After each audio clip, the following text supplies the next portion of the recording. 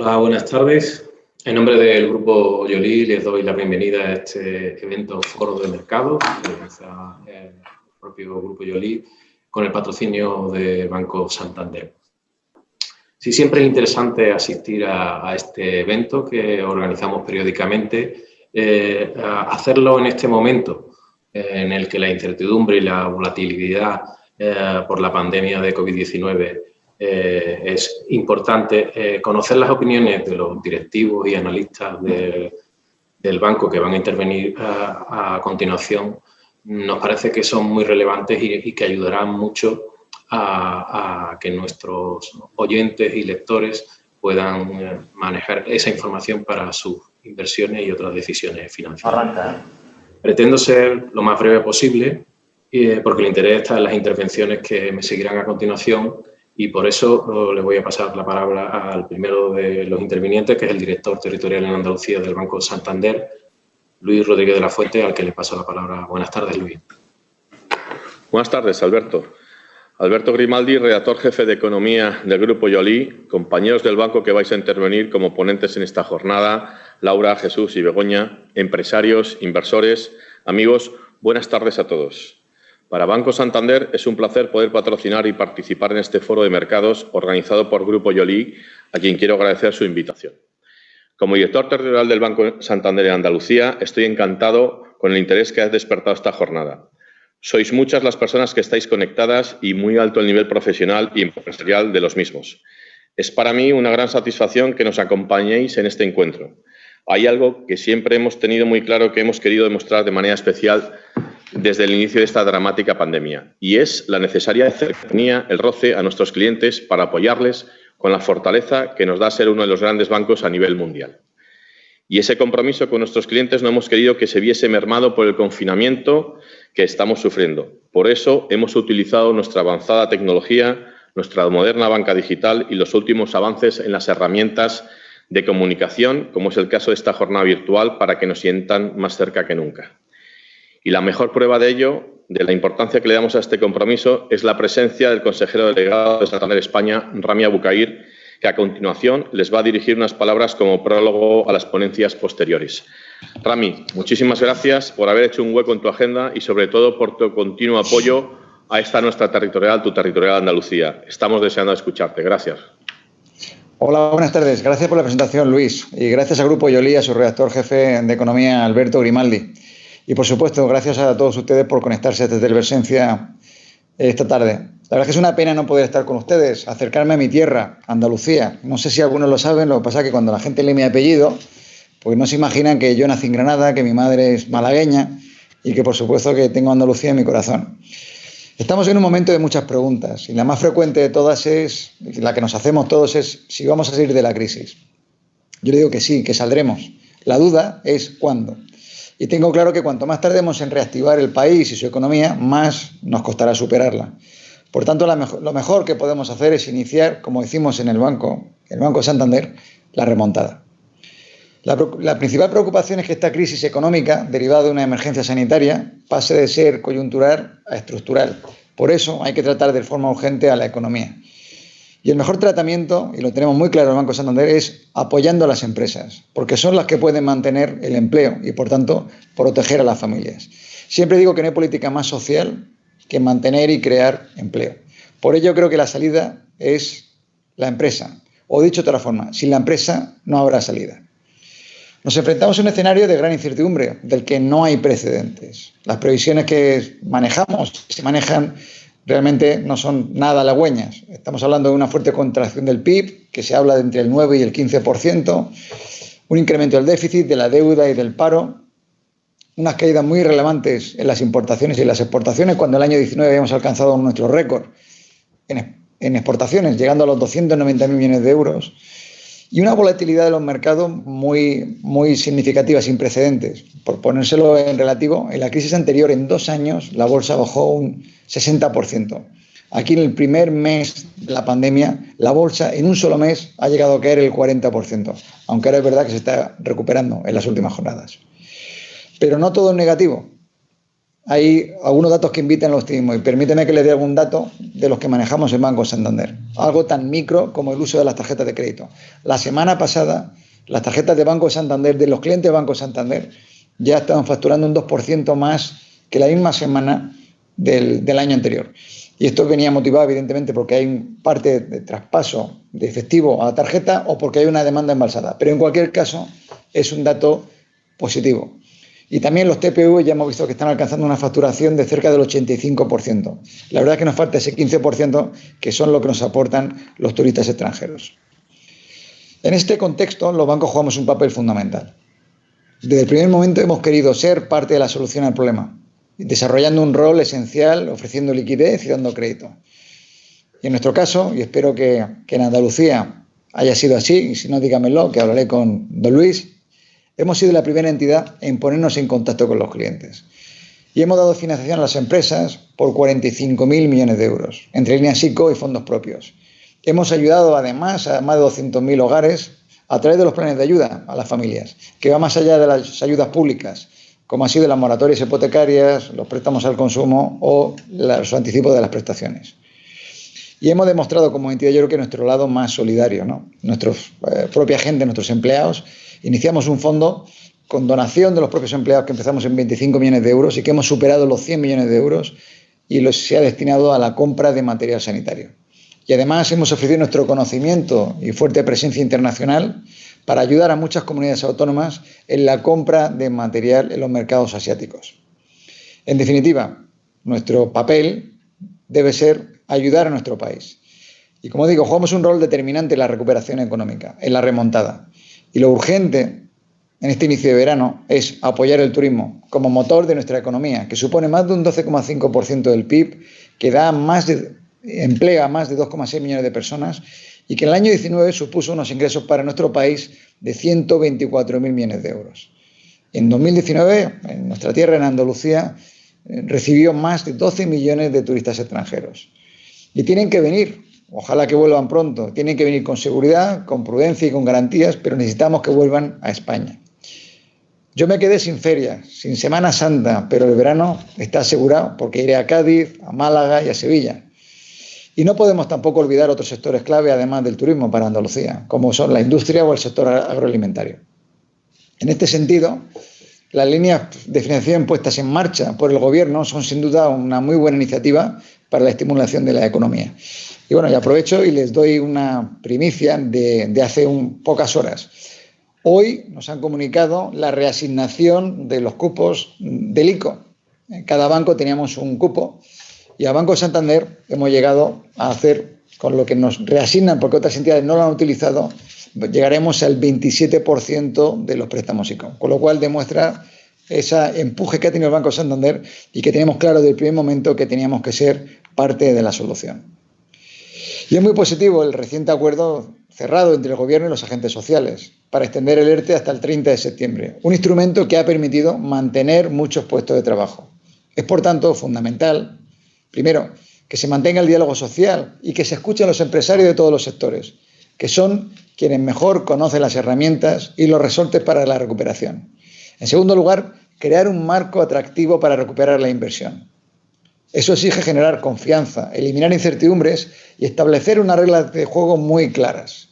España tiene que seguir siendo uno de los países más atractivos para la inversión, como lo venía siendo.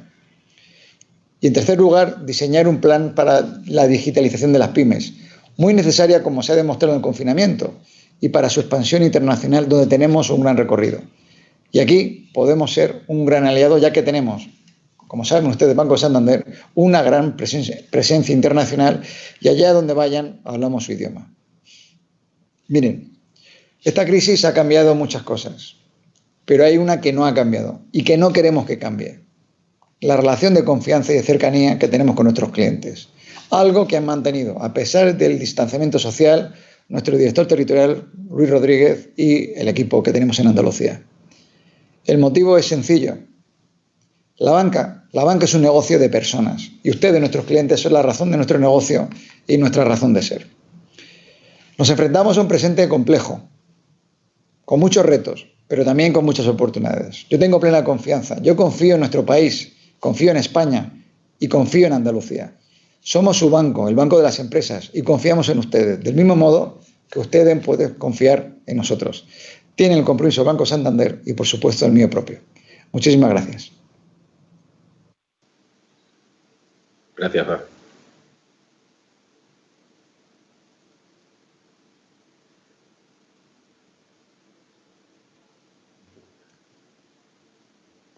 Alberto.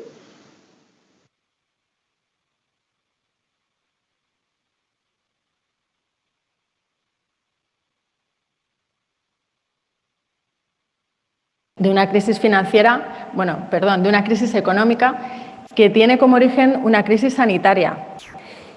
Y esto hace que el entorno actual pues, sea especialmente incierto. Una crisis sanitaria que además empezó siendo algo local. Todos recordamos ya hace varios meses ver cómo en China pues, se paralizaba la producción, se confinaba la población en sus casas y esto entendíamos que iba a suponer un shock de oferta a nivel global a través de las cadenas de suministros mundiales, pero que iba a afectar a la producción y a la estrategia y a la gestión de inventarios pues de una forma transitoria, ¿no? Sobre todo teniendo en cuenta el peso que tiene el sector servicios en las economías avanzadas. Como todos sabemos, pues por desgracia, esa crisis sanitaria se ha extendido al resto del globo y en otras economías nos hemos visto obligados a tomar medidas anticontagio que han desembocado en una crisis de demanda muy importante. Tan importante como que estamos ante una crisis económica sin precedentes. ¿Qué nos parece importante? Bueno, creo que deberíamos echar la vista atrás y ver qué ocurrió en crisis anteriores para ver similitudes, diferencias e intentar aproximar la situación en la que nos encontramos y cómo puede ser la salida, ¿no? La recuperación. Si nos remontamos a la crisis de 2001, cuando los atentados terroristas de las Torres Gemelas de Estados Unidos, pues claramente nos encontramos con un ejemplo de crisis de confianza. La gente tenía miedo a salir, el consumo se desplomó y todos pensamos pues, que nunca más íbamos a coger un avión. La historia nos enseñó que, además, no tardando demasiado, nos encontramos con lo que ahora está muy de moda en definirse como una nueva normalidad, que pasó por un incremento de los controles, de la seguridad, sobre todo en los aeropuertos, pero poco más. Volvimos a utilizar aviones para comerciar, para viajar, para hacer turismo, etcétera, etcétera, ¿no? Si en este caso nos remontamos a la crisis financiera de 2007-2008, pues entonces lo que sufrimos fue pues, claramente el azote de una crisis que vino sobrevenida en un contexto en el que las economías acumulaban desequilibrios estructurales muy importantes y el sistema financiero también tenía unos balances bastante dañados, ¿no? Lejos de esa situación, a día de hoy con lo que nos encontramos es que en ningún caso las economías acumulan desequilibrios de balanza por cuenta corriente frente al exterior, de cuentas públicas, como entonces teníamos hace casi 12 o 13 años, ¿no? Y lo más importante desde nuestro punto de vista, y es que el sistema financiero, lejos de ser una rémora, pensamos que los bancos van a ser clave a la hora de poder ayudar a que las economías recuperen una tendencia positiva. Nos parece que los bancos vamos a ser capaces de actuar de correas de transmisión de las políticas económicas, ¿no? Y precisamente esto me lleva a una segunda diferencia también muy importante y que hace que nos encontremos en lo que entendemos en una situación bastante más favorable de lo que teníamos en la crisis financiera última, ¿no? Y es que precisamente, tanto desde el punto de vista de la política fiscal como de la política monetaria, se están implementando medidas pues de magnitud, de cuantía nunca vista, de montantes muy enormes y además con una rapidez de aplicación también sin precedentes. Esto nos parece que es clave a la hora de determinar con qué palancas contamos para propulsar con fuerza pues las economías una vez que seamos capaces de embarcarnos en una tendencia positiva, ¿no? En todo caso, yo hablaba de una crisis sin precedentes. Como reto, pues los economistas nos encontramos con la necesidad de tener que intentar modelizar cómo de grave va a ser la crisis actual y cómo va a ser la recuperación, tanto la forma que va a tener como qué pilares, cómo de sostenibles van a ser los pilares que soporten esa tendencia positiva cuando llegue, ¿no? Y de lo que nos hemos dado cuenta es de que la mejor aproximación para intentar medir ese impacto negativo y, como decía antes, el retorno a una tendencia positiva, necesariamente pasa por adoptar una óptica de oferta. Pensamos que lo más adecuado es intentar ir al detalle por ramas de actividad, porque no todos los sectores van a sufrir del mismo modo y tampoco la recuperación va a ser igual.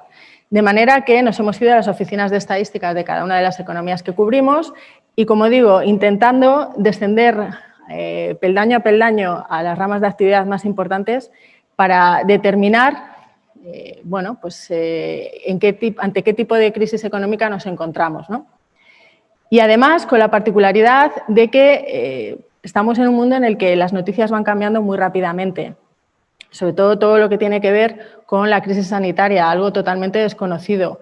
Eso nos obliga a, bueno, poner el foco en indicadores no solo con frecuencia trimestral, ni tan siquiera mensual. Hemos tenido que descender a frecuencias semanales, porque, como digo, esta crisis económica depende muy claramente de lo que ocurra con la crisis sanitaria y qué impacto va teniendo en las fases de desescalada, ¿no? Y de reapertura de la economía y de negocios, etcétera, etcétera, ¿no? Precisamente por ello también pensamos que es adecuado establecer distintos escenarios con unas determinadas probabilidades en función de cómo evoluciona esa crisis sanitaria. Y en nuestro caso hemos planteado 3 escenarios para cada uno de los países que cubrimos. Un escenario neutral, que vendría acompañado de 2 en cada uno de los extremos, 2 alternativas, una algo más optimista y otra algo más negativa, ¿no? Y por último, a la hora de analizar la crisis, nos parece muy relevante distinguir lo que son tasas de variación de niveles. Estamos en un periodo muy convulso, son muchos los indicadores económicos que están moviéndose a tasas de 2 dígitos. En un primer momento, tasas negativas. Ahora ya, afortunadamente, empezamos a entrar en un terreno positivo también de tasas de variación muy elevadas, porque el punto de partida es muy bajo. Pero eso hará que genere también mucho ruido cuando comparemos las cifras de 2021 con lo que estamos viendo a día de hoy en 2020. Eso es lo que se refiere a tasas de variación, pero en lo que se refiere a niveles, bueno, pensamos que el punto de partida tan bajo con el descalabro que estamos sufriendo en esta primera parte del año 2020 va a posibilitar que las tasas de variación de la recuperación sean elevadas y eso haga que también en niveles a finales de 2021, pues en términos generales seamos capaces de estar muy cerca de los niveles de actividad prepandemia. Insisto, no todas las economías se van a comportar de la misma forma, tampoco los sectores productivos, pero en líneas generales nuestro escenario sí que cubre, como digo, bueno, pues unas perspectivas relativamente positivas de cara a que la velocidad de crucero con la que nos movamos en el 2021 haga que a finales de ese ejercicio estemos en niveles de actividad pre-COVID. Eso siempre y cuando, obviamente, no tengamos muchos sustos desde el punto de vista de la crisis sanitaria, tengamos una segunda bueno, pues oleada de contagios tan grave como para hacer que tengamos que retroceder en lo que estamos ahora en términos de desescalada, ¿no? Y, por supuesto, también muy importante lo que vaya determinando el rumbo de las políticas económicas. Antes yo me refería a ese montante de medidas de política fiscal y monetaria tan abultado y tan rápido que ha tenido lugar en estos meses para intentar poner un tope, un límite al impacto negativo de la crisis, pero pensamos que eso son medidas puente, encaminadas a dotar de renta tanto a familias como a empresas en un contexto de parálisis de la producción y de destrucción de empleo. Necesariamente pensamos que a esa primera fase de medidas le debe acompañar una segunda, donde se incorporen medidas de estímulo que hagan que las tasas de recuperación de las economías sean sostenibles y además que la velocidad de crucero sea relativamente buena, ¿no? Con todo esto, pues vamos a ver algunos gráficos y algunos números concretos.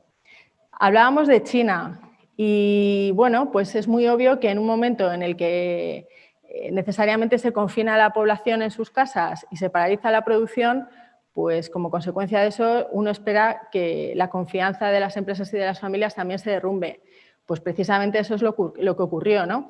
Los dos gráficos que aquí presentamos recogen la evolución de la confianza en el sector de manufacturas y en el de servicios. Y como pueden ver, pues el desplome fue brutal en términos históricos, sobre todo en el caso del sector servicios, precisamente porque son ramas de actividad muy orientadas a todo lo que tiene que ver con demanda interna, ¿no? En un primer momento, descalabro absoluto de la confianza, pero es verdad que en el momento en el que la economía empieza a reabrirse y el motor económico empieza a ponerse en marcha, esa confianza rebota también con fuerza y, de hecho, a día de hoy, pues en ambos casos, tanto en manufacturas como en servicios en China, están en niveles que son consistentes con tasas de variación, con tasas de crecimiento positivas en ambos sectores.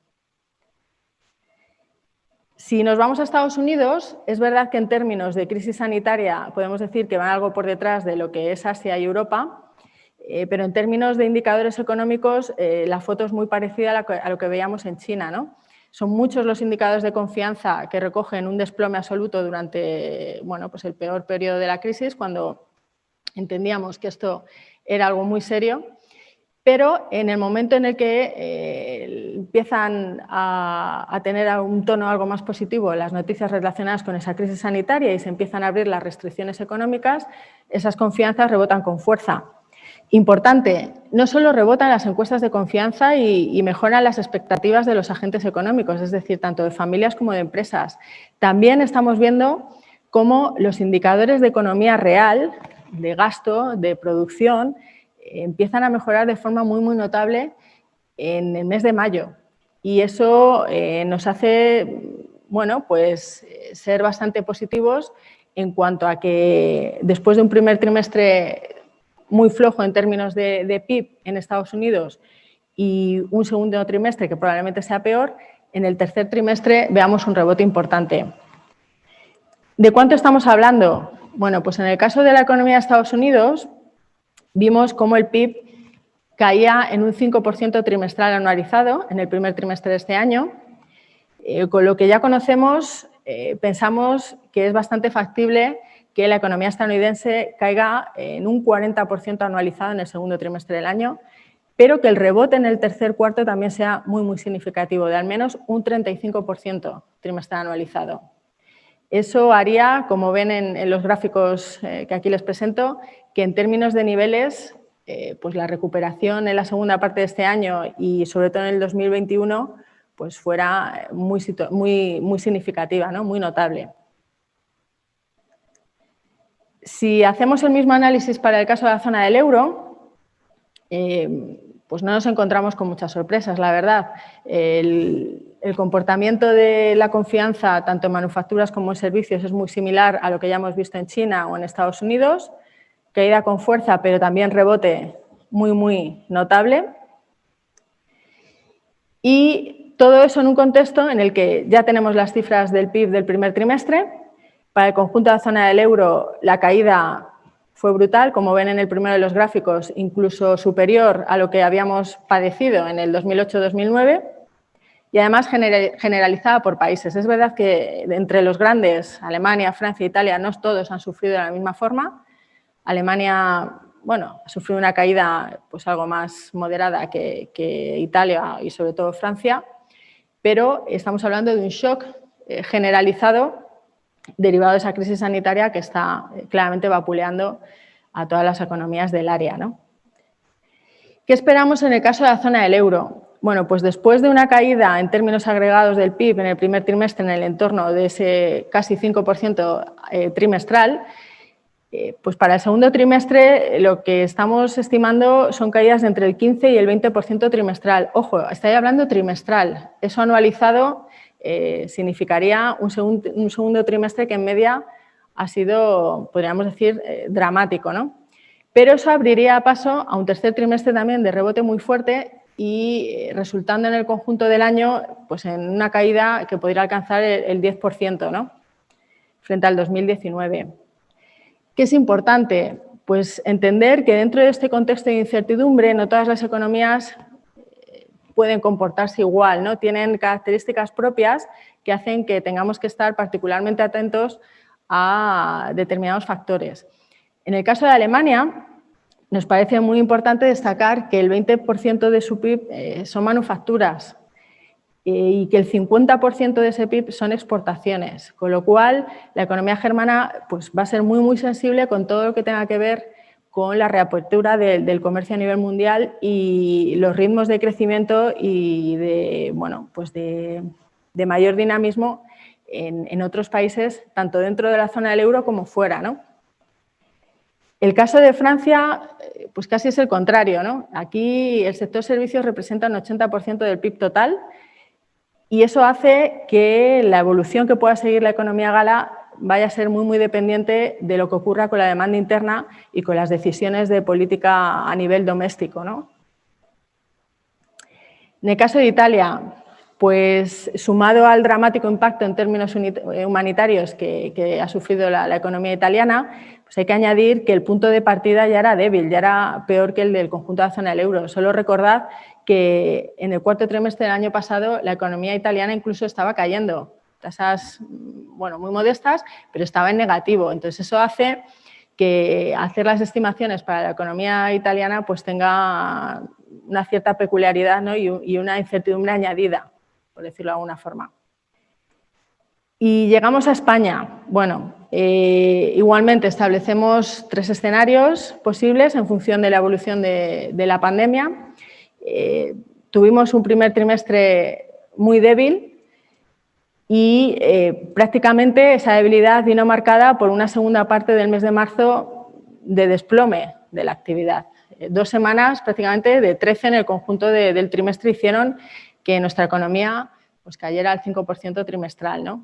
Y a ese primer trimestre le ha seguido un mes de abril pues, de parálisis absoluta, pero ya en mayo el seguimiento de las fases de desescalada en cada una de las regiones ha ido permitiendo, según nos van mostrando los indicadores que se van publicando, que la economía ha empezado a reactivarse y que ha sido muy sensible a esa bueno, reapertura de negocios y desconfinamiento de la población. Y entendemos que lo que ha empezado siendo una mejora en el mes de mayo debería abrir la puerta para que las cifras de junio definitivamente mostraran cómo estamos ya embarcados en una recuperación y dicha tendencia positiva se consolidará en la segunda parte de este 2020. De hecho, lo que hemos aprendido analizando las cifras del primer trimestre es que somos muy dependientes de lo que ocurra con la demanda interna. Obviamente, solo hay que ver el segundo de los gráficos, el superior derecho, para entender cómo el desplome del PIB en el primer cuarto del año vino determinado por la contracción tan enorme, ¿no?, que sufrió nuestra demanda interna. Mientras que el sector exterior se comportó en términos netos de una forma más neutral. Y desde la óptica de la oferta también es muy importante pues, destacar cómo el empeoramiento a los distintos sectores fue generalizado, pero especialmente acusado en el sector servicios, que es el que tiene un peso mayor dentro de nuestra economía, ¿no? Y reflejo de todo esto no hay más que pues, acudir y analizar las cifras con las que contamos dentro del mercado laboral, ¿no? Especialmente en términos de horas trabajadas. Precisamente mañana está previsto que se publiquen las cifras del mercado laboral del mes de junio. Ahí lo que esperamos ver es lo que empezó ya a asomar, por decirlo de alguna forma, en el mes de mayo, y es que seguimos haciendo frente a un mercado laboral muy deteriorado, pero el ritmo de deterioro se va suavizando, reflejo, como decía antes, de un impulso en términos de producción que está siendo pues, bastante evidente a tenor de las cifras que vamos conociendo. Con todo, después de un primer trimestre muy débil, caída en el entorno del 5% trimestral, nuestra economía podría sufrir un descalabro de entre el 15 y el 20% en el segundo trimestre para rebotar con fuerza en el tercero, al menos también en términos positivos un 15-20% trimestral, y eso permitiría que los siguientes trimestres se consolidarán una tendencia positiva muy clara, sobre todo en aquellos sectores que son más sensibles a los grados de reapertura que vamos teniendo, ¿no? Y en ese sentido nos ha parecido, bueno, que sería un buen ejercicio el aterrizar en Andalucía y comparar la estructura de la economía regional con la del conjunto de España, ver cómo se están comportando cada uno de los sectores económicos y qué peso tienen dentro del total del PIB de la comunidad andaluza. Y bueno, pues con ello lo que vemos es que en términos diferenciales, agricultura, el sector agroalimentario, tiene un peso en Andalucía bastante más elevado que para el conjunto de España. Eso nos parece que son buenas noticias en las circunstancias actuales, puesto que ha demostrado ser pues, un sector bastante defensivo. Y eso lo que nos parece es que puede dar tiempo a que el resto de sectores, sobre todo los que tienen que ver con servicios más ligados a turismo, a cultura, a ocio, cojan fuerza y hagan que la tendencia en términos de crecimiento de la comunidad andaluza pues obviamente sea también muy, muy positiva. Y por mi parte nada más, simplemente pues terminar diciendo que el grueso de los indicadores económicos nos indicarían que lo peor puede haber quedado ya atrás y que estamos en el inicio de una recuperación económica que pensamos puede ser muy, muy evidente ya con las cifras de junio, pero sobre todo en media en términos de crecimiento del PIB para el tercer trimestre. Y además, bueno, pues que tenemos que tener confianza en que vamos a ser capaces de gestionar la crisis sanitaria y las herramientas de las que disponemos para poner un coto al impacto negativo de la misma en términos económicos, ¿no?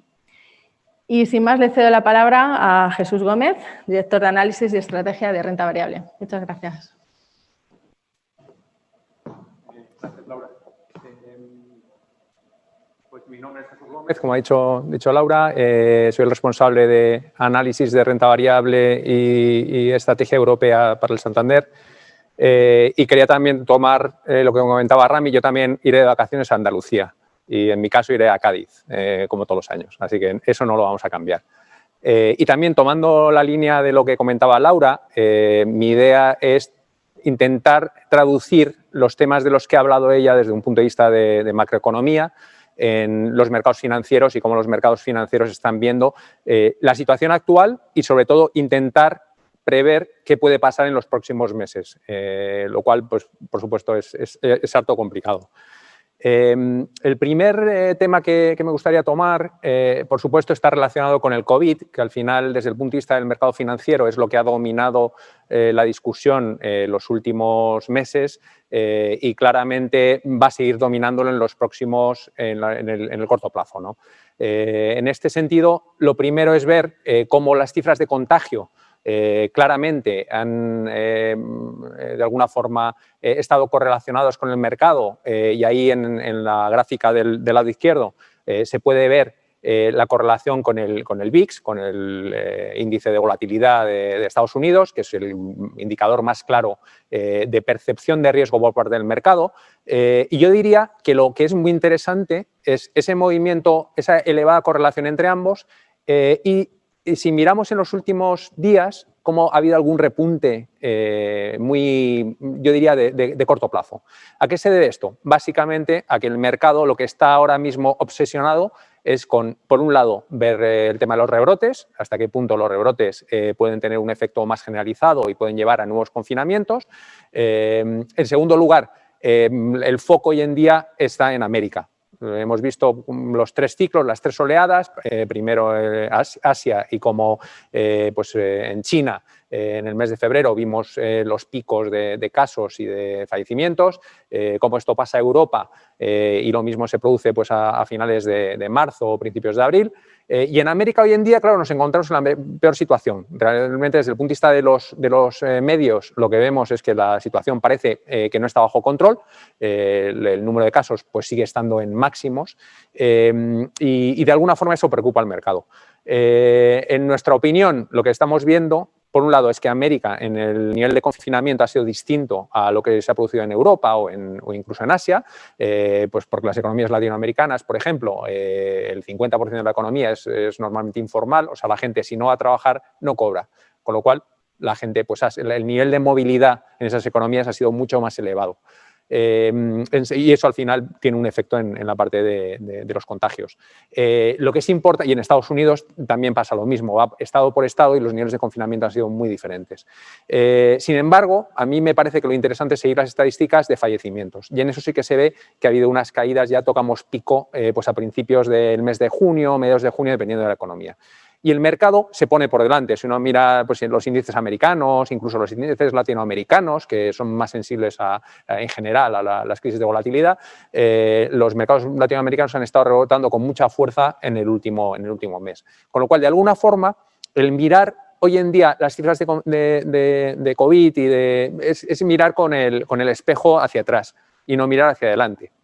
El mercado, yo diría que el escenario central es que lo peor ya ha pasado y que probablemente si se produce un segundo rebrote, que yo creo que es el gran tema, si en otoño vamos a ver en Europa un recrudecimiento del COVID, el mercado lo que está viendo es que los brotes que estamos viendo hoy en día son muy puntuales. En segundo lugar, que la forma de atacarlos no es a través de un confinamiento total. Al final es tratando de aislarlo y de esa forma proteger la economía. En el fondo, en el balance muy difícil entre la sanidad y la economía, yo diría que hoy en día la sanidad, por supuesto, es lo que movió el confinamiento total al principio. Hoy en día yo creo que el nivel de confianza ha subido y las vías ya no van a ser confinamientos totales, sino confinamientos parciales, como decía anteriormente. El impacto económico, profundizando lo que decía Laura, depende mucho de las estructuras económicas de cada país. A la derecha tienen diferentes países del mundo, como el efecto esperado de los confinamientos es muy distinto. Afecta muchísimo más a las economías, pues a economías como la española, la griega, donde tienes un componente de turismo muy elevado, y en el caso de España en concreto, como también mencionaba Laura, pues tenemos mucha exposición en el sector industrial, particularmente el sector automoción, que es uno de los que están más negativamente afectados, o economías tipo Alemania, que son economías muy basadas en la manufactura. Incluso México es un país, pues por la maquila tradicional, que es como el granero industrial de Estados Unidos. Eso que es muy negativo a cortísimo plazo. Por supuesto, las cifras de caídas de los PIBs en el segundo trimestre van a ser algo nunca visto, pero también hay muchos inversores que ya miran más adelante. Son las economías que tienen más recorrido para mejorar en los siguientes trimestres. Yo creo que esa es la idea. Al final los mercados, de alguna forma, se han ido anticipando. En algunos medios, a veces, pues estaba leyendo, por ejemplo, en Estados Unidos, hablan como de la diferencia entre la calle y Wall Street y los mercados financieros. Es cierto, al final los mercados financieros, como decía anteriormente, siempre miran para adelante y además bastante más para adelante. O sea, los resultados del segundo trimestre que van a salir en las próximas semanas, o las cifras económicas que van a ir saliendo, el mercado ya las ha digerido completamente. Lo que están mirando ya es al final del año y el próximo año.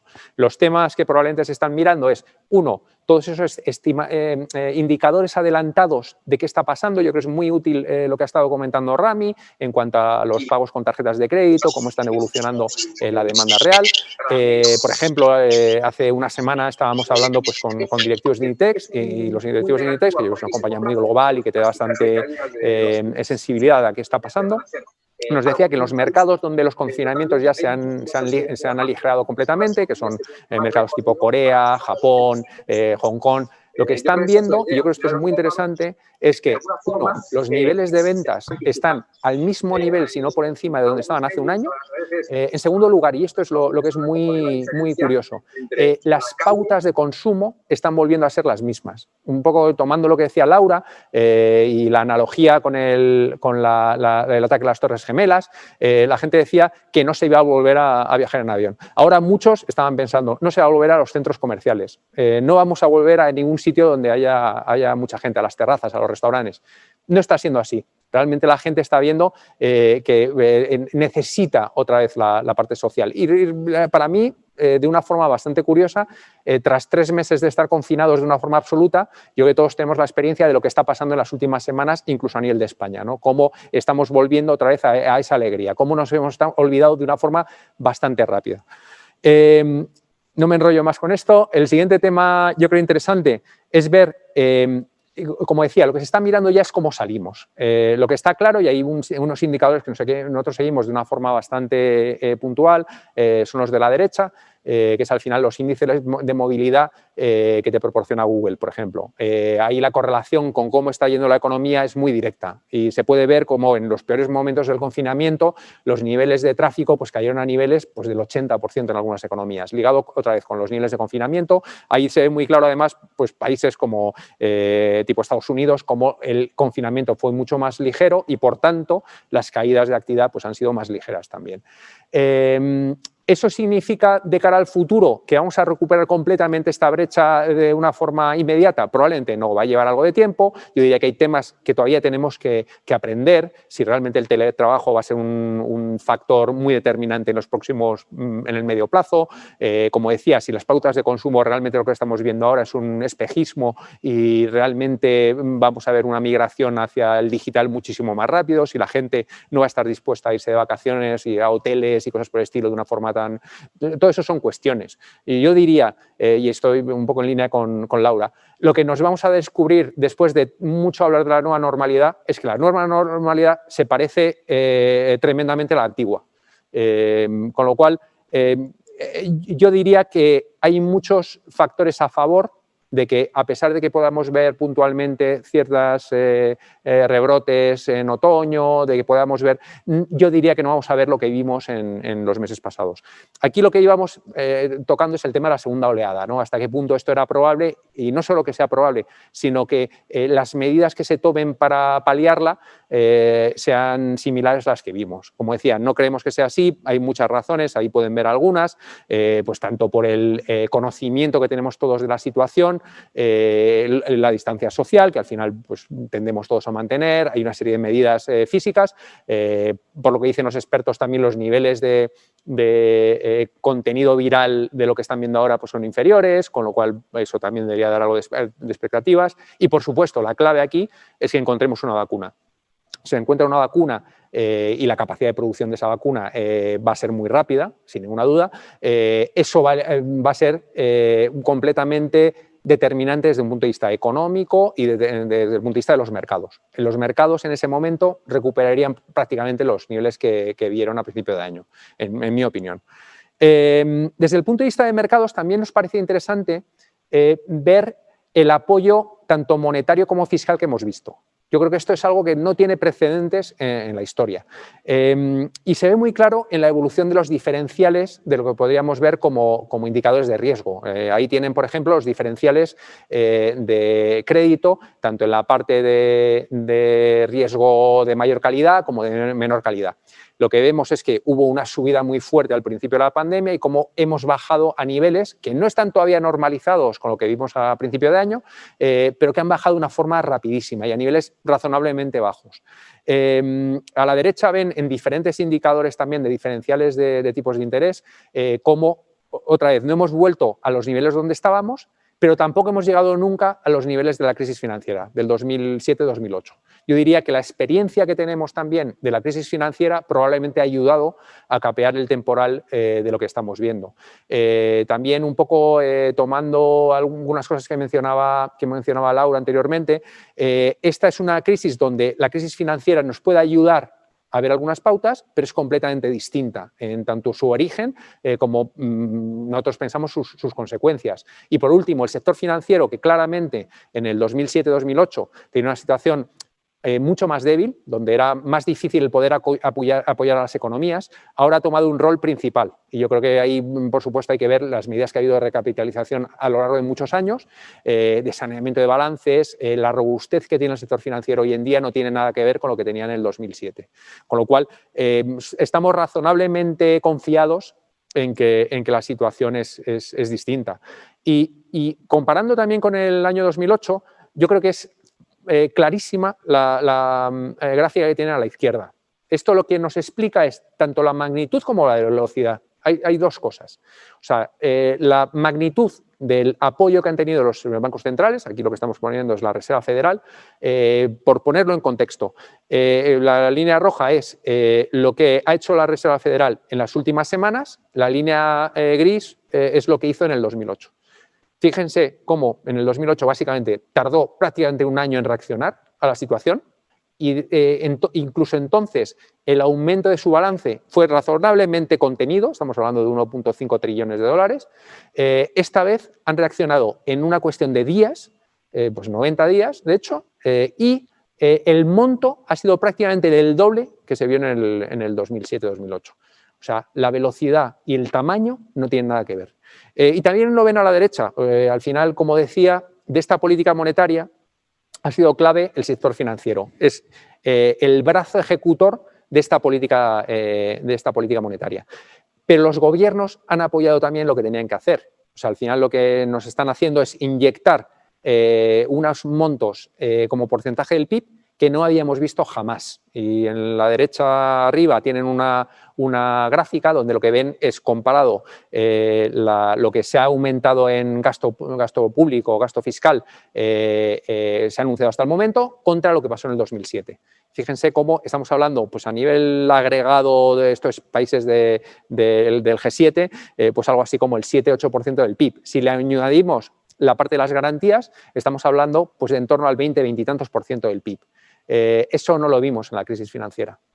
Con lo cual, la parte probablemente débil que podíamos tener potencialmente, que era la liquidez, el asegurar que la liquidez seguía fluyendo en la economía, que apoyaba para rellenar ese hueco que hemos visto en las gráficas de Laura, ¿no? Con la economía cayendo de una forma tan salvaje y potencialmente recuperando, eso tenía que estar rellenado por el Estado, por un lado, y por otro lado por el Banco Central Europeo o por la FED. Y esto se ha producido.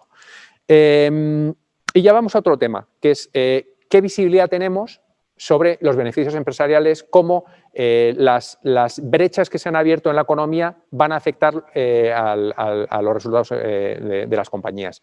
Esto es mirando en Estados Unidos, simplemente por dar una idea, por un lado, de cómo se ha revisado brutalmente las estimaciones de crecimiento del PIB para el 2020.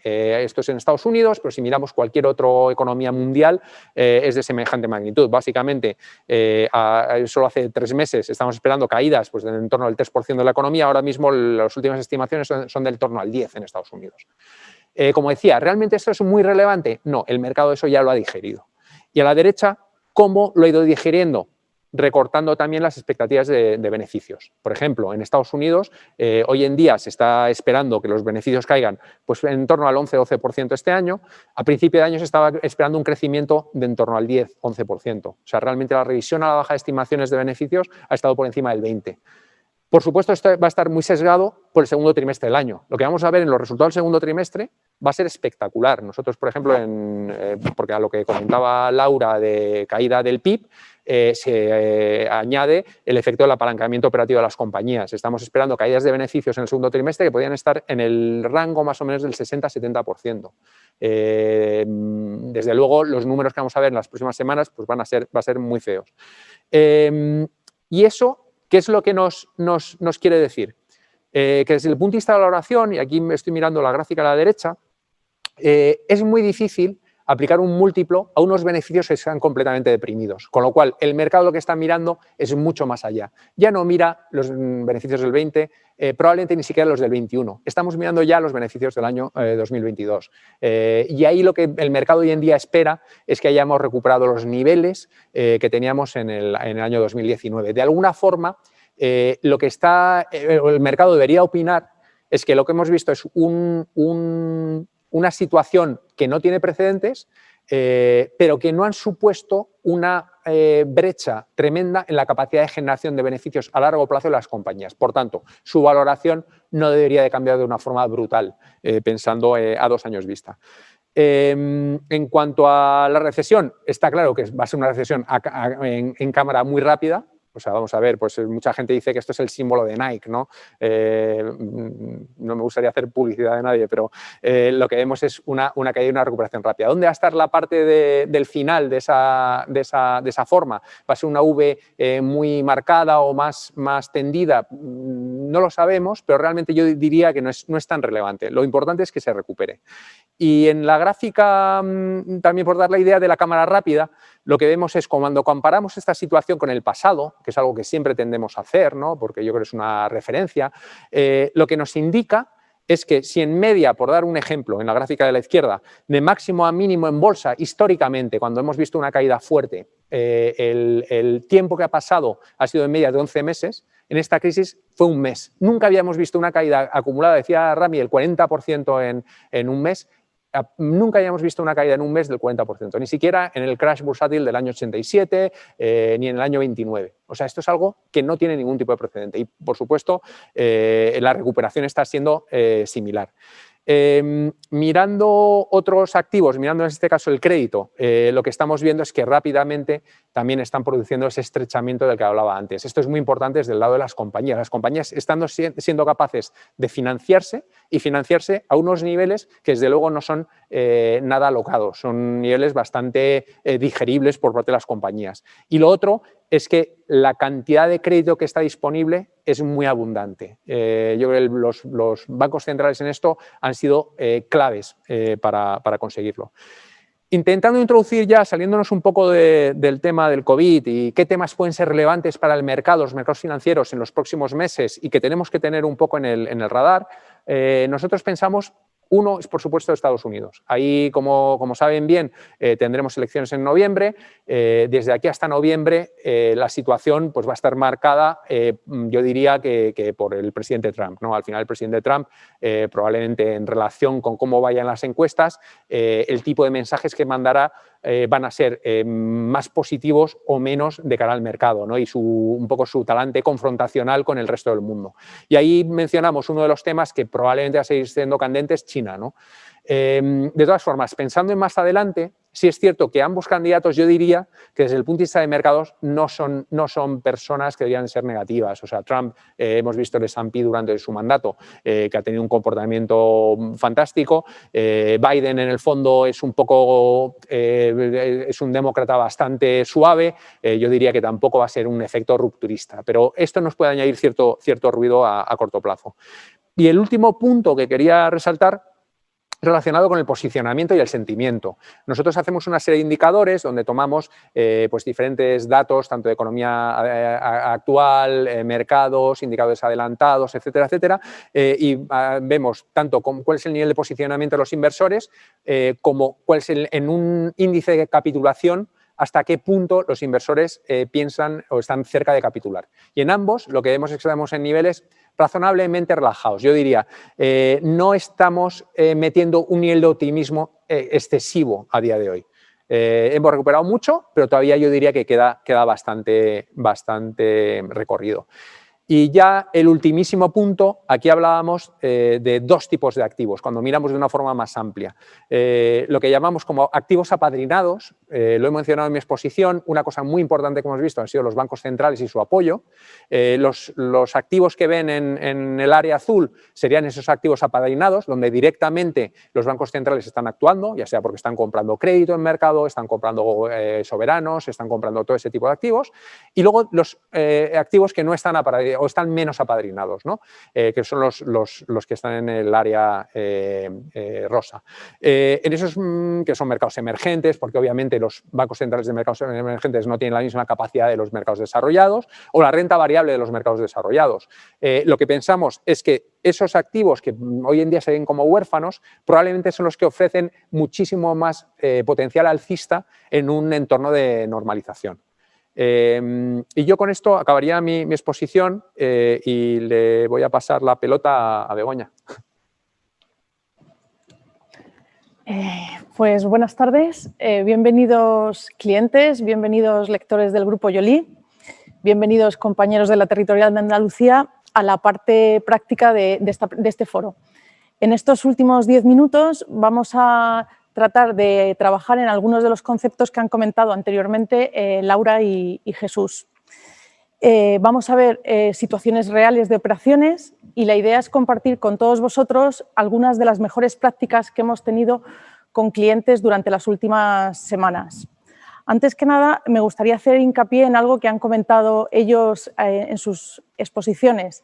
Nos encontramos en una situación de máxima incertidumbre. Esto no lo podemos cambiar, lo que sí podemos hacer es gestionarlo y aprender a gestionarlo. Vamos a entrar en en 3 bloques y en todos ellos vamos a aportar soluciones que, como he dicho, hemos venido realizando con clientes durante las últimas semanas. En primer lugar, vamos a entrar en las necesidades de gestión de los tipos de interés, cómo gestionar la deuda, tanto deuda viva como nueva deuda. Luego entraremos en las necesidades de inversión, en la gestión de la liquidez. Han surgido muchas oportunidades en este tiempo. Hay clientes que quieren mayor rentabilidad, hay clientes que quieren preservar el capital. Vamos a presentar alternativas de capital 100% garantizado y parcialmente garantizado. Y en último lugar vamos a ver necesidades de optimizar la divisa. Concretaremos algunas oportunidades para importadores, para exportadores que pueden aprovechar la volatilidad que han sufrido las divisas en este tiempo. Y también entraremos algo en el mundo LATAM. Todo ello con un único objetivo, daros soluciones que os den certidumbre en el largo plazo. Sin más, entramos en el primer bloque, que sería las necesidades de gestionar los tipos de interés. En esta presentación, en la parte izquierda, os hemos puesto 2 gráficos. En primer lugar, el corto plazo, el Euribor, que estamos viendo cómo se ha tensionado durante el último trimestre, ha subido del orden de un 15%, y en la parte inferior hemos puesto un gráfico de los tipos a largo plazo, los swaps. De un año a esta parte ha habido cierta relajación y los tipos han caído en torno a un 30%. Tipos a corto subiendo y tipos a largo bajos, creemos que es una situación óptima para estudiar o analizar algunas alternativas de cobertura de tipos de interés. Lo que vamos a trabajar es daros algunas estrategias cerradas por clientes, pero bajo 3 premisas. En primer lugar, dar certidumbre a largo plazo. En segundo lugar, reducir el coste a corto plazo, es decir, aliviar las necesidades de liquidez de las empresas en estos momentos. Y, por último, bloquear el riesgo Euribor, que es la variable que en estos momentos está subiendo. Veamos el ejemplo de deuda viva con una operación de un cliente que tenía una financiación a un coste que denominaremos Euribor más Spread 1, y en su momento cerró una cobertura de tipos de interés a niveles de 0,71, niveles desactualizados en estos momentos, tal y como hemos comentado que están los tipos de interés. El cliente ha novado esa deuda y lo que ha hecho es pasar a un coste que es Euribor más un spread que denominamos Spread 2. Este spread dependerá pues, del rating del cliente, del sector al que pertenece. Y lo que hemos hecho desde Mercados ha sido adecuar la cobertura que el cliente tenía en vigor para la anterior financiación a la nueva financiación, pasando a pagar un tipo fijo del 0,39 a 7 años. Lo que hemos conseguido es que el tipo all-in del cliente sea el Spread 2 más 0,39, es decir, una rebaja de 32 puntos básicos en su coste.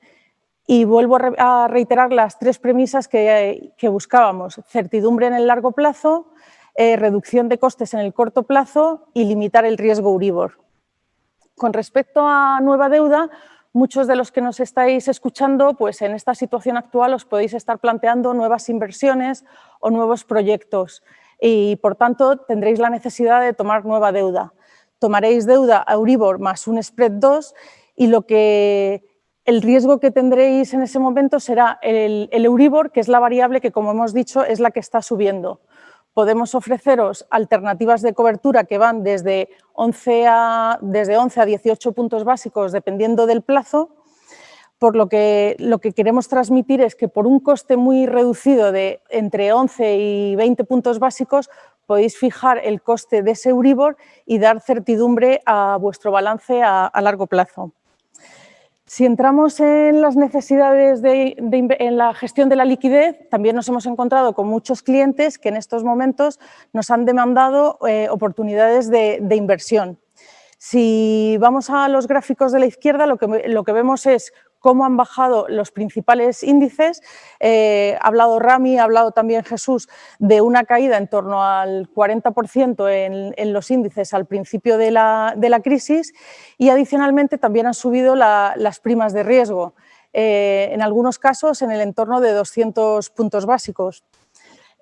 Con todo esto hemos tenido clientes que lo que nos han pedido ha sido aprovechar la oportunidad que le daban estos índices en estos momentos, y otros, por contra, lo que nos han pedido ha sido preservar el capital. Lo que os traemos aquí son 3 productos con distintos perfiles, pero todos ellos también volvemos a marcar 3 premisas: certidumbre, que tengan un riesgo limitado; rentabilidad, con cupones atractivos; y la garantía de Banco Santander. En primer lugar, hemos puesto el PFE garantizado, un producto financiero estructurado ligado al Euribor y que podemos construir en plazos de 12 a 60 meses. Es un producto muy sencillo que semestralmente paga el Euribor 6 meses más un diferencial. Un diferencial que dependerá del plazo que hayamos elegido, podrá ir desde 15 puntos básicos hasta 60 puntos básicos. Y como digo, a vencimiento el capital está 100% garantizado. En segundo lugar, traemos la nota garantizada, la nota rentabilidad mínima garantizada, que estamos comercializando actualmente hasta el 10 de julio. Es una nota solidaria, pues es la segunda nota solidaria que emitimos. En esta nota se donan 5 puntos básicos al fondo COVID creado por Banco Santander y tiene liquidez diaria, está dirigida a todos los segmentos de clientes y se puede contratar desde 10.000 euros y hasta el 10 de julio. El funcionamiento es muy sencillo. Anualmente se observa una cesta de 4 acciones y si el valor es superior al valor inicial, paga un cupón del 0,75, eso anualmente. Y si llegamos al año 5, si la cesta está por debajo del valor inicial, alguno de los valores está por debajo del valor inicial, paga un cupón del 0,40, en caso de que esté por encima, paga un 0,75. Es decir, tiene un cupón mínimo garantizado, devuelve el 100% del capital y, por remarcar los valores de esta nota solidaria, lo más importante sería que es una nota garantizada, es una nota rentable, transparente, sencilla y, como digo, solidaria. Y en último lugar, hemos traído un PFE parcialmente garantizado, un 90-10. Un 90-10 que funciona, el 90% de la inversión está 100% garantizada y se devuelve a los 6 meses con un cupón del 2,70. Y el segundo tramo es el 10% del capital restante, que funciona de la siguiente manera. Anualmente se observa que si todas las acciones están por encima del valor inicial, paga un cupón del 3% y cancela devolviendo el 100% del capital. Así, año tras año. En caso de no haberse cancelado y llega al año 5, puede haber 2 situaciones. Si alguna acción, si todas las acciones están por encima del 75%, paga el cupón acumulado, el 3% acumulado, y devuelve el 100% del capital. Y en caso de que alguna acción esté por debajo del 75%, devuelve el 100% del capital menos la caída del subyacente de peor comportamiento punto a punto. Lo que queríamos transmitiros es que podemos hacer productos acordes a vuestro perfil, a vuestro plazo, a vuestras inquietudes. En tercer lugar, pasamos a ver las necesidades de gestionar la divisa. En los gráficos que hemos puesto a la izquierda, pues podéis ver la volatilidad del eurodólar en el plazo de semana, que si os fijáis históricamente estaba en niveles muy bajos, en torno al 4%, y con la crisis en febrero llegó a cotizar en el entorno del 20%. Para que os hagáis una idea, en marzo el eurodólar ha tenido el máximo y el mínimo de cotización del año. En la primera semana de marzo llegó a niveles de 1,1470 y 2 semanas después llegó a niveles de 1,0650, es decir, un movimiento de 8 figuras en 2 semanas. Eso fue detonante para que la volatilidad se disparara. Y adicionalmente, bueno, pues toda la crisis que han comentado mis compañeros anteriormente en las divisas LATAM impactó de manera muy fuerte y quizás más fuerte aún, acuciado por la caída tan fuerte que tuvo el petróleo. Lo que hacemos desde Tesorería es aprovechar esta volatilidad es buena para buscar estructuras para clientes, para importadores, para exportadores, que les permitan, como decimos, en primer lugar, mitigar la incertidumbre, tener certeza de sus coberturas, no desembolsar ninguna prima y siempre, en todos los casos, intentar mejorar el forward, el seguro de cambio, que es el instrumento más sencillo de cobertura. Os hemos traído aquí unos ejemplos de cómo se puede aprovechar esa volatilidad y dar certidumbre a nuestras coberturas. Para un importador, en estos momentos, con el eurodólar en el entorno de 1,12, con un acumulador apalancado 1×2 puede conseguir niveles de compra en torno a 1,16, que es un nivel que el eurodólar no ha llegado en el último año, siempre que el eurodólar fije por encima de 1,10. Y en el caso de que fijara por encima o igual que 1,16, pues en ese caso acumularía doble a 1,16, que como digo es un nivel que bate al forward y que no ha estado en ningún momento en el año. Por el lado de los exportadores, pues podemos construir la misma estructura aprovechando la volatilidad. Un acumulador de venta que consigue acumular ventas de dólares a 1,1050, que es un nivel por debajo de la media del eurodólar del último año, siempre que esté por debajo, el eurodólar fije por debajo de 1,15. Y solo en el caso de que el eurodólar fijara por debajo de 1,06, acumularía doble venta a 1,1050. En el caso de LATAM también hemos tenido bastantes oportunidades por esta depreciación que hemos comentado y quizás la más significativa sea la del euro peso mexicano. El euro peso mexicano llegó hasta niveles de 27,50 y lo que construimos con un acumulador de compra de pesos mexicanos es darle al cliente la oportunidad de poder comprar a 28,50, que es un nivel que el euro peso mexicano no ha estado nunca, es decir, comprar a un mejor nivel que el forward y un mejor nivel que el spot, siempre que el euro peso mexicano fije por encima de 21. Para el lado de los exportadores que se plantean operaciones de cobertura de balance, de desinversiones, de repatriación de dividendos, desde la mesa de tesorería nos ponemos a su entera disposición para trabajar con ellos en operaciones de cobertura mediante opciones o mediante NDFs, que son seguros de cambios liquidables por diferencias y no entregables. He ido muy rápido, hemos repasado en 3 bloques de riesgos que actualmente son muy importantes en los mercados: el riesgo de tipo de interés, el riesgo de liquidez, el riesgo de divisa, pero recordaros que la mesa de tesorería de Banco Santander es una mesa multi-asset que tratamos de daros soluciones a medida en todos los subyacentes en los que tengáis necesidades en los mercados financieros. En el caso de Andalucía somos 11 personas las que tenéis a vuestra entera disposición, 5 estamos ubicados en Madrid y 6 en la propia territorial.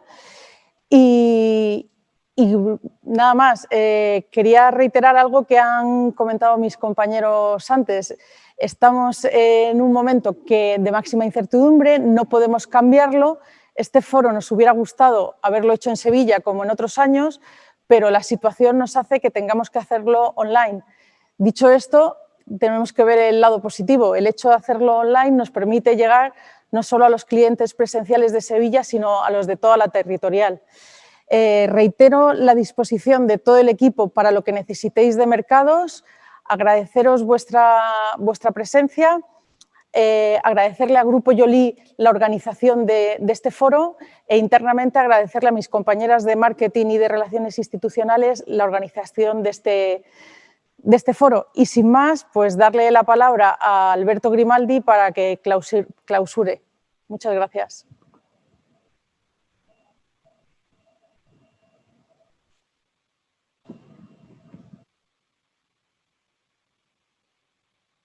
Muchas gracias, Begoña. Pues nada, hasta aquí ha llegado este foro mercado organizado por Grupo Yoli y patrocinado por el Santander. Creo que en este clima de incertidumbre y volatilidad que hemos escuchado a todos los ponentes ha sido muy interesante escuchar algunos mensajes optimistas, tanto sobre cómo puede ser la evolución sanitaria de la pandemia como de las consecuencias económicas. Hemos escuchado también bastantes soluciones que ofrece el Banco Santander y espero que haya sido de utilidad tanto para los clientes del Banco Santander como para otros lectores que no lo sean y que hayan encontrado aquí respuestas y soluciones que sean atractivas. Muchas gracias a todos y nada, nos despedimos desde Sevilla, deseando que la próxima vez que hagamos un foro de mercado pueda ser, como es habitual, de forma presencial. Buenas tardes.